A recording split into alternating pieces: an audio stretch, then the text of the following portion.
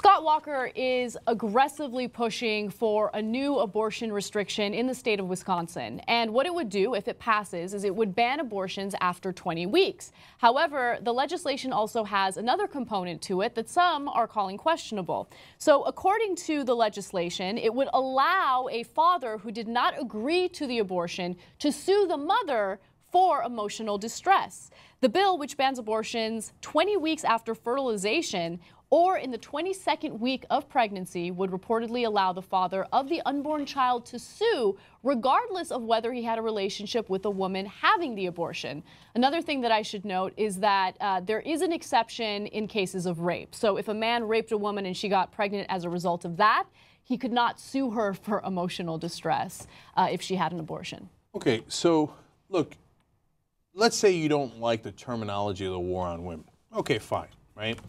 And people legitimately have issues with that phrase. Okay, I don't, because I think there really is one, and we've proven it in thousands of bills that Republicans have passed throughout the states.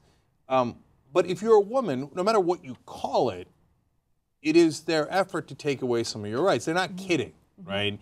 It's not like they don't mean it. Scott Walker's, this is the third time he's attacked a woman's right to choose. Now, if you're a woman who doesn't believe that you should have a right to choose, you're quote unquote pro-life, okay, then you like Scott Walker, you like him chipping away at this, and you like him giving the man a right to sue you for doing whatever you want with your body, right?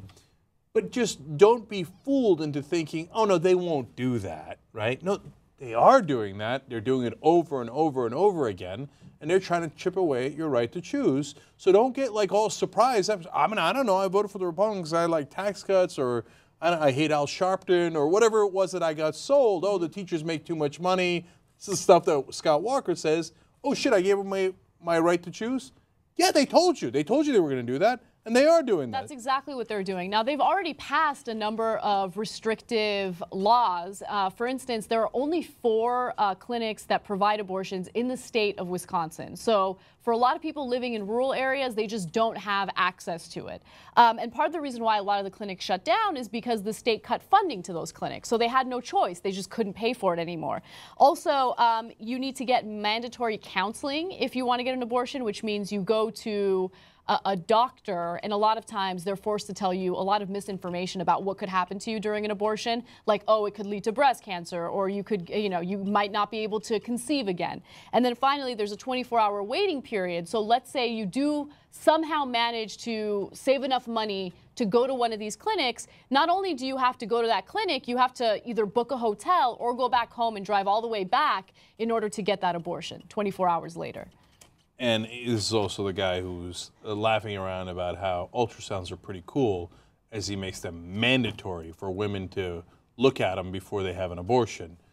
I don't think the woman thinks it's pretty cool when you make them do that. I just want Republicans, conservatives, to be a little more consistent on an issue as serious as this. So if you're genuinely pro-life, which in the vast majority of cases, I don't believe that this has to do with, oh, this is really a baby. We believe this is a baby. It has to do with punishing the woman who got pregnant, okay? Take responsibility for your actions. I've heard that time and time again. But if you genuinely are pro-life and you believe that a zygote is the equivalent of a living, breathing human being, then you should aggressively push for legislation that helps poor mothers raise their babies, right? You guys are the ones who cut social programs that help these mothers raise their kids.